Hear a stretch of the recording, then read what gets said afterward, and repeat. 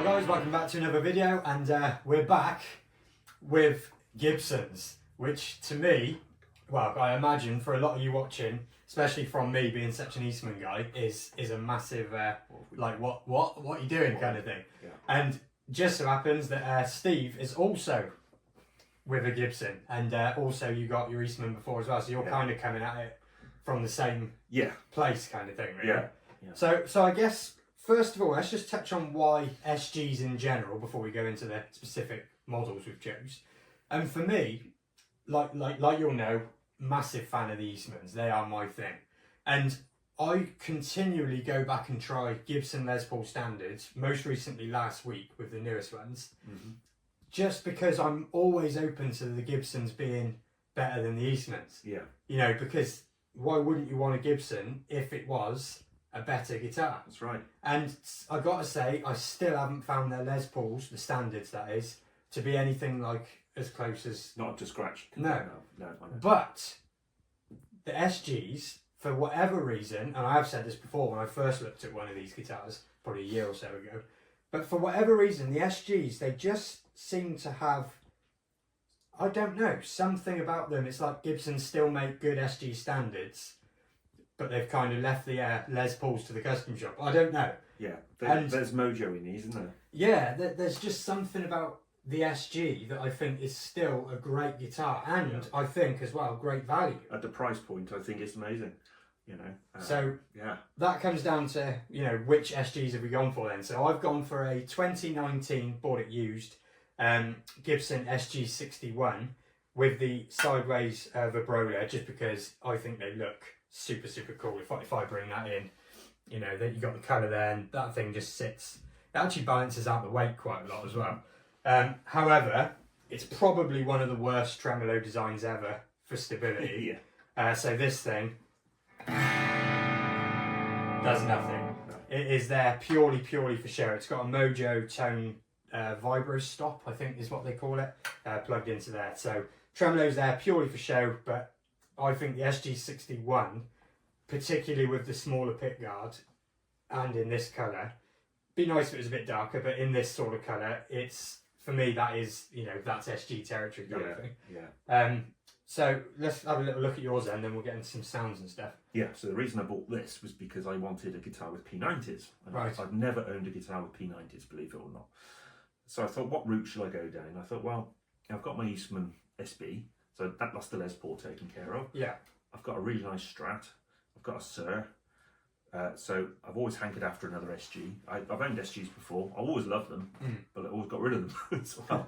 But I must say, Circle of guitars. The circle of guitars. I started on a what we called a SG. That was an SG special, but that was the slightly stripped down one, so it had no humbucker covers on it. It had dot inlays like this. Yeah, I know what you mean. Just a basic SG. I loved that. That was great. And then I did own a standard. Again, great guitar, nothing wrong with it at all. But circle of guitars. But I thought, well, this time I'll get an SG again, but with P90s. So this one come up at quite a good price. It was new, but it was. We tend to find the ebony ones go a bit cheaper than the cherry red. Yeah. And I wasn't too concerned about the colour really. But when it came, I was actually blown away how beautiful the ebony is on these. No, I think a black SG does look pretty cool. Yeah, they shine up really well, and the value on these is incredible. Really, the pickups are amazing. I mean, it's lovely having P90s as an option now for when I play. And they sound. They just bite through, don't they? They just got this lovely. You could just want to keep riffing constantly with them. Yeah. You know, a bit of crunch. That's all you need with P90s. And just to jump in, for anyone interested, we will later on compare those P90s to the Lollas in my Eastman. Obviously, the Eastman's more of a Les Paul, but just out of curiosity. Yeah. I haven't even played this guitar yet, but I'm thinking that they're going to be a bit more sort of rock and roll, a bit more pokey. Yeah. And the Lollas are going to be much more set back. I don't know, see. but we'll see. We'll see on that. So obviously P90s, we got the P90s stop tail. We got the stop tail, which I think is a little bonus actually. I think it's lovely, and it's perfectly intonated across the board. No problems there. Yeah. It's really light, so there is a little bit neck dive, but it's not as bad as some I've owned. And to be honest, you know, you get used to the when you stood up, you just alter your strap a bit or whatever. It's not an issue. The old ones used to be really heavy down the neck. Yeah. The neck I profile. think not having Grovers probably helps. That helps. I'll talk about the tuners actually. They're little button tuners. Gibson Deluxe. Yeah, I think they're the same tuners but with different buttons on. And they're fantastic tuners. They're so sensitive. There's no play in them. They just work lovely. You got Graphtec nuts, same as yours. Yeah. Lovely bit of rosewood on, which was extremely dry when I got it. It's taken me quite a while to get it nice and polished. This one was, I know this one's older, but this was crazy dry as well, to be fair. You've got the binding, got the nibs, that's lovely. The neck profile on these is just superb. It's not too big, but it's a nice chunk in the hand. Yeah. How easy do you find it to bounce from a Les Paul or a Strat to an SG and back?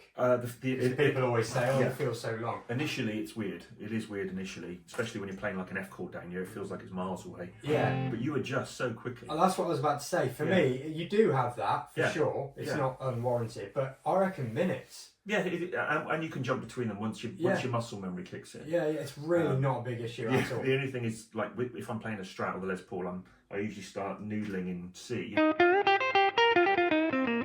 because it's there. Frets. But now I'm noodling in E because it's here, you know. Because you've got all this access, you see, and it's just So both got SGs, both reasonably different SGs. If I'll just pass you this as is kind of thing. Yeah. And you can give that a go, and then maybe I'll plug this one in. And this is surprisingly light, even though it's got the vibrola on it. I think it's not heavy at all. I think this is slightly lighter though. Oh, it is. Yeah, I do think this is slightly lighter. Yeah. But when I first played Paul's literally an hour ago, I just felt really at home. I thought the 61 might have been a slightly different profile, shape or whatever, but it feels the same to me. Yeah. So it's really, I feel really at home playing this. It doesn't make any difference at all. Even the controls, this tone knob here is a bit in the way of this lead or vice versa. But to be honest, I don't know, you just adjust, you get used to it. And they're obviously a little bit closer together than a Les Paul, aren't they? So, yeah, there is a bit of you know, trying to get your hand in there. Yeah. But I'm not really a big tone user. And I could help that by putting a right angle jack. It's true. Yeah, that is true. That would help. But sound wise, yeah, typical humbucker. Really nice actually. I quite like those. First time I played it, plugged in.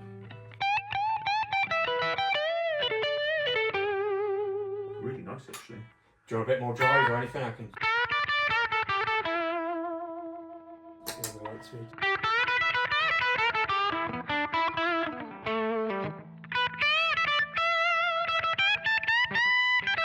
Really articulate.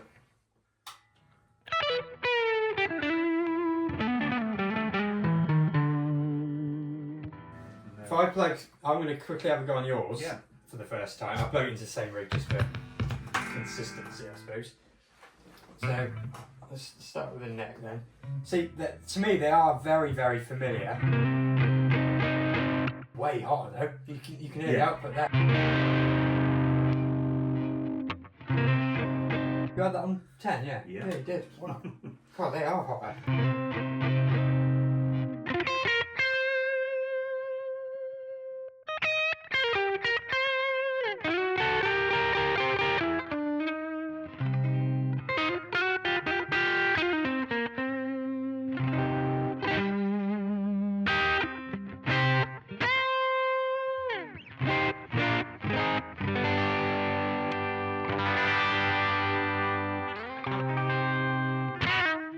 Let me just quickly swap back to that in the same rig.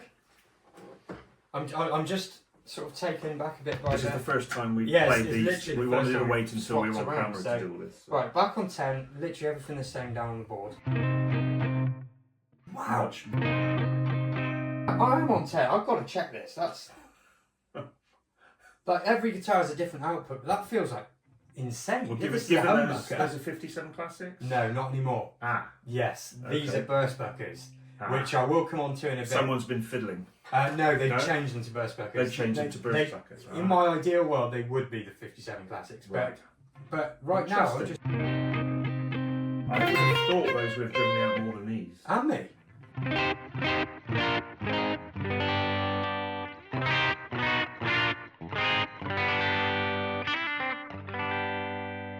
Let me go back to that one more time. Just this is purely before I even think about the guitar. I'm just amazed at the output. I wasn't expecting that. No, that's massive.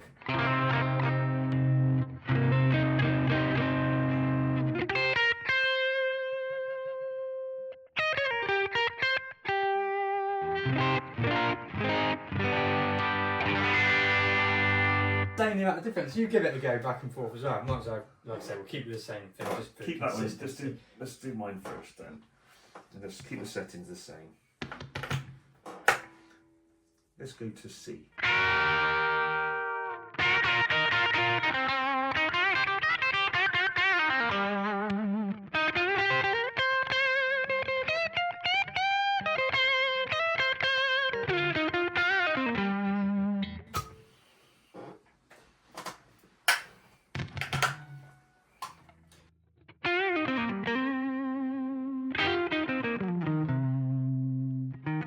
It's like playing a 3-3-5 or something.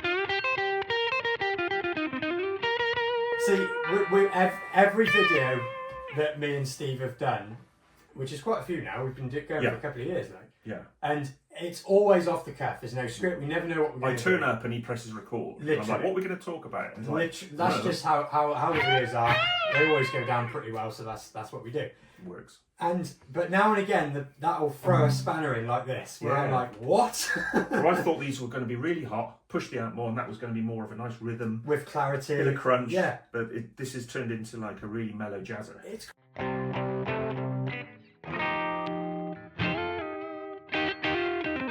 They're lovely. This sounds great. yeah, but so But different. you'd have to drive it a lot more.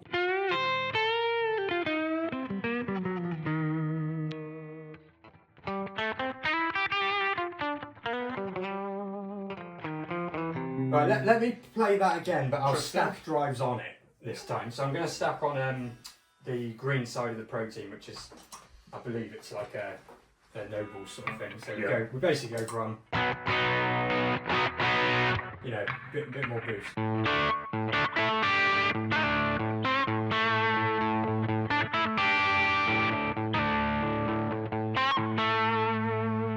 There was a bit of quack there. It was nice. That was. Yeah, I mean, so right now there's, you know, What pickup was that? That was the. bridge. I just want to try the bridge on that same riff, with that same pedal on, and just see what extra output we're getting when we're driving. Even more kind of thing.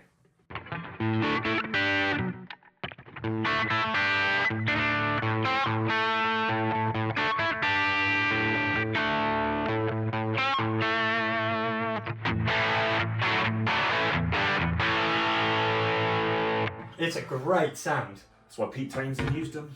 Like you've got the clarity of that. I'm not sensing any muddiness. No, there isn't in these at all. No. But same thing again.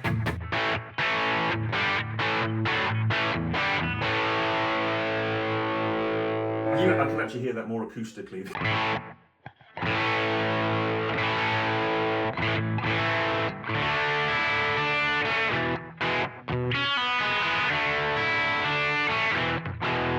That is your quintessential humbucker sound, though. You know. Yeah, I'm just completely thrown by the output difference. Yeah. So there you go. We've learned that the SG Special That's thrown us completely. is a fair bit hotter on the P90s than the Burstbackers are. Yeah. So I reckon that leads us, since we're on about pickups, we'll do a little pause here and I'll get the gold top out and we'll do a little comparison there as well, because okay. now I'm even more convinced they're going to be very, very different. Freaked him out. And it's obviously, it's not relevant guitar-wise, they're totally different guitars, but just as a P90 pickup, you know, how different... Same guitar, different pickups. Yeah, essentially. you know, how different are the P90s? So give me 2 seconds and I'll get the gold top out. Alright then, so I'm back with the gold top then. So let's, do you want to have a little AB on these ones this time? Yeah, what should we start on? We'll go to yours. Okay. And we'll see if these are closer in tone and output. Yeah.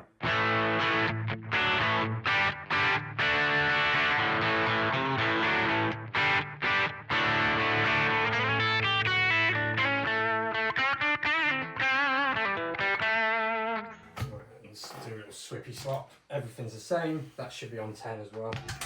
On the volume knob.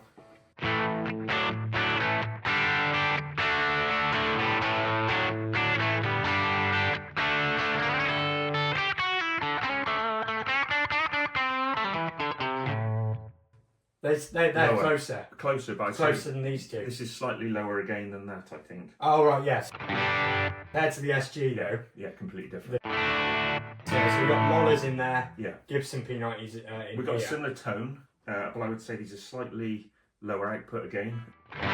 but they are closer. Should we go a bit cleaner comparison as well? I'll just...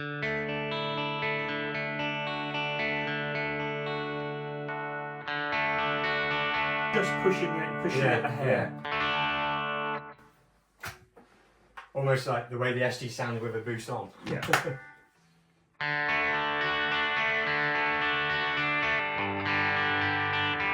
Still feel Right, like and a now solo let's with do that. the same with the SG again, just to bring that back into the picture. Then we'll talk a bit more about these SGs, I suppose. Quiet this down. Clean as a bit.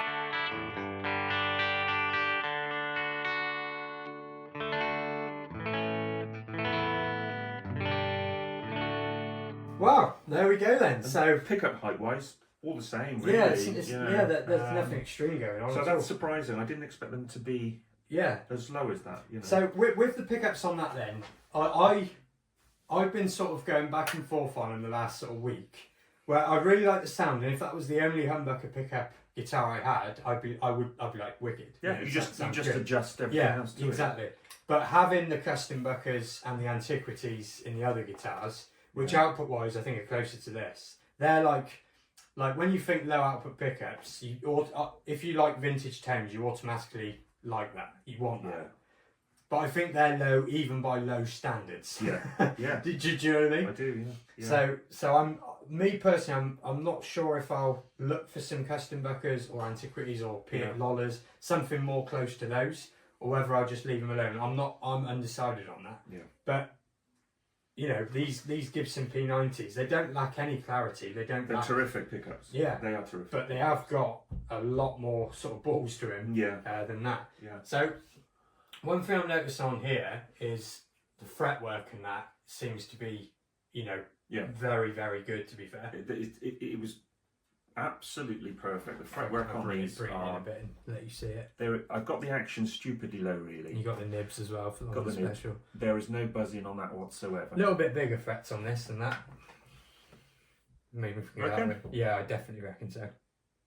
Yeah, a bit wider. Very, very subtle. Yeah. Bit more modern fretwork on this. That was a plus to me as well. But the same on here. It's the fretwork was amazing. There's just no buzzing up or down the fretboard. The action's low. It's fast. I'm sure they still plec. Gibson still plec. Do you think? Wow, this is the thing, right? Because, like I said, I'm constantly trying new Les Paul standards, Gibsons, and for me, they're not up to the scratch that so many SGs that I see are. And this is this?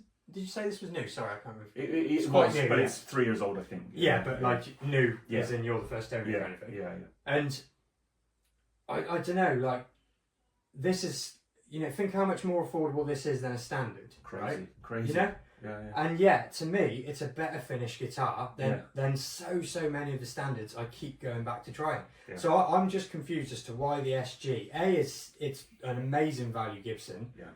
I really do think if you want a Gibson just to have that, I don't know. The branding. The brand. And it is nice to own a Gibson. I'm even like I said, I've said that all along, even with the Eastmans. I said Gibson is still a great thing to own, but the SG, I think, is so much better value. Yeah. And as it happens, when you're talking about the standards, I'd go as far as to say it's a better built guitar. Definitely, I got no qualms with that at all, and I think it's more playable too. You know, it's comfortable, it's light. You've got as much access as you want. It plays like an absolute dream. It's a cliche, but they play themselves. What I really like is obviously talking about the access. So that's great for all your lead stuff. But when you've got sort of bar chords that are up here, and they're just so easy. Everything's so easy.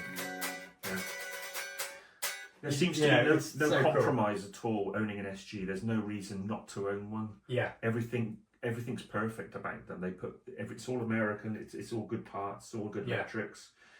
Seems to stay in tune. Well, one thing I will say about that one, I'm assuming that although it's 5 years old, someone's bought it, left it in a case, sort of job. Yeah. The nut on that was very high. A little high. Right. To the point where chords were kind of a bit out of tune, so I did have to bring that down. Fretwork though, like you said, there was nothing wrong with that. It's immaculate. But I think Gibson nuts being high from factory is a bit of a. I think it's almost intentional to let the dealer then or someone bring it down to taste. Yeah. I don't know, what was yours like? I cut them a little bit lower You did? to taste, really. I mean, Yeah. it wasn't offensive. It wasn't too bad. But I think these guitars are designed to be fast, to play fast, to comfortable, and I think you can put the nut down on these quite low, and it doesn't affect the playability, or there's no open buzz or anything like that. Yeah. Because the fretwork is so good, you can get that nut fairly low without it affecting anything. Yeah. Maybe I twisted the truss rod a little bit because no one had ever I played did it. that on that as well, but it was a few years But old. these are all things that you kind of expect to do anyway from time to time. Yeah. But it's just so playable. So, right, here's another question then. Obviously, I'm probably a little bit more leaning Eastman than maybe you do, but you do have your Eastman as well. Yeah. Having the Gibson, does that make you any less fond of your Eastman? Just as a brand and a ownership? No, it doesn't. No, Nor me, no, it doesn't. not at all. No. Yeah, No. I kind of was curious as to what you thought. Because once that Eastman's restrung, I restrung it the other day, and I started playing it again, and I just thought, God, this is like the Les Paul. Yeah. Like Gibson should be making to me, you know. That's exactly the way I see it. Yeah, That is exactly the way I see it. Top quality pickups, components, everything. Playability is amazing. Yeah. So no, I just love SGs. I love looking at SGs. Yeah. And to think this was the first ever Les Paul, and it wasn't popular. I just had to smell this then, because every Gibson I've ever played, to be fair, one thing is the smell. Nitro smell. They always have the same smell. Yeah. And you get a hard case with this. You get the multi-tool, you get the little photograph, whatever. Yeah, I got that in mine as well. You get all great components, and if you shop around, you can get these for under £1,000. Yeah. Well, that. Yeah, not that's this not one. far off, That's honestly. not far. It's not that far off. And that's just, you don't need the tunematic or anything like that. It's just, as it is, it's perfect. Yeah, and these do have compensated bridges as well. compensated, They're not just round and also around. back and forth, you can take them as well. Oh yeah, I didn't spot that So before. if it's not quite perfect, you can adjust it. Yeah. But everything about it, you know, it's just, they're just a brilliant guitar. you Yeah. know. I just think, you know, for me, you're someone who really is. You have high standards when it comes to the guitars you own. You only have to watch some of the videos we've done. Never mind your personal life. Do you know what I mean? Yeah, with yeah, guitars you've had off camera, Yeah, kind of thing. yeah. And if a guitar ain't up to scratch, you are not the type to keep hold of it, kind of thing. And to me, it's interesting that you've gone Eastman for Les Paul. You're happy with the Gibson SG, Yeah, and then on my side, fair enough, I'm much less experienced and everything else, but I've ended up the exact same. Yeah. I've ended up with Eastman's for all the Les Paul type stuff and the 335. But with the SG, I know Eastman don't make an SG, so there's a you know.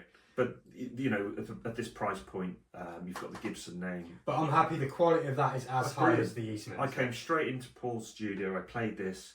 It was set up exactly the same as that. I'd say it's the very action similar, is the so same. yeah, it's literally very and I similar. blindfolded, I could have been playing the same guitar. Yeah. So there is that, you know. But I've never owned a bad SG. Yeah. They seem to put a bit of, I don't know if they put a bit of extra time into them. Perhaps they don't make as many as Les Pauls, so they get, I don't know. I wish I knew. what it If is. anyone out there has any idea, because to be fair, a lot of you probably think I'm talking out my. Yeah. They're obviously quicker to make because you haven't got the cap, you haven't got the binding. Yeah. So perhaps there's a bit of extra time for the setup. I don't know. And if they are plecked, I don't know what it which is. they were. But then you the know, Les Paul should be plecked as well, though, because it should just be a normal thing. I thought all Gibson USAs were plecked, even the studios. I thought that was a thing now. Yeah. But perhaps they've stopped doing it. I don't know. But these feel like they are. Yeah. Because the fretwork is immaculate on Yeah, them. they do play insanely well. Yeah, they do. But I don't know. It's just the thing for me. I make such like. What I do guitar-wise on YouTube is probably 5% literally of what I do guitar-wise in my life. I barely film half, 3/4 of the stuff I actually do. So I'm always going out to shops all over the place, trying the latest runs of Gibsons, trying this, trying that, pedals in and out constantly, amplifiers in and out constantly. So And it's not as if you haven't done your research on the Gibsons. that's what I mean. You know, you could say, well, there's always a bad one in a bunch, but if you've tried I've them been all, everywhere, like up and down the country into it's still stores not quite regularly, a couple of times a year, trying the new runs. And the Les Pauls, yes, you get a good one, of course you do, and yes, it's still a Gibson, yes, it's still desirable, fine. But if it's quality and an instrument that speaks to you that you're really seeking out, which is what led me to the Eastmans, they just haven't got it. Whereas the SGs, you pick up, I'm not saying all the SGs, but every time I've picked up an SG standard, a special, a 61, it has what they have. Yeah. And the Les Pauls don't until you get to like custom shop and stuff. It's got a bit of love in it. It's like whoever made it has put a bit of love into the making of it, and you can tell, you can feel it. Yeah. and they've got mojo in them, haven't they? Yeah, I mean, the SG61 I filmed last year, that belongs to a friend of mine, and he's still got it. And that's a standard, not a custom shop, and is exactly the same. Yeah. A great guitar, and Yeah. it has, and he owns Eastman's as well, by the way. Yeah. So you know, he feels exactly the same. So would there be much benefit going to a custom shop SG and paying 4 times as much? Good question. Good question. Hard to say. I mean, I can't. With a Les Paul, I actually think yes. Yeah, well, that's right. Exactly. But with an SG, I don't know. I mean, I'll admit I've played a lot less custom shop SGs than I have custom shop Les Pauls. So Yeah. maybe I'm not quite, you know. Maybe the colour would be more to your liking. But Oh, that's for sure. But not 3 times as much, you know. No. The colours on the custom shops, they do get them a bit more. You probably get a bone nut, which a bone nut But would be you nice. can solve that by going ebony. Yeah, that's right. Yeah. You know, just a nice flat colour Yeah, sort of thing. absolutely. Yeah. I don't know if they do the 61s in black. I don't know. I'm I not don't actually know. sure. If Shows the scratches up, but Yeah. I like that. It doesn't matter. It shows it's been played. Yeah. You know, and I'm noodling on that all the time.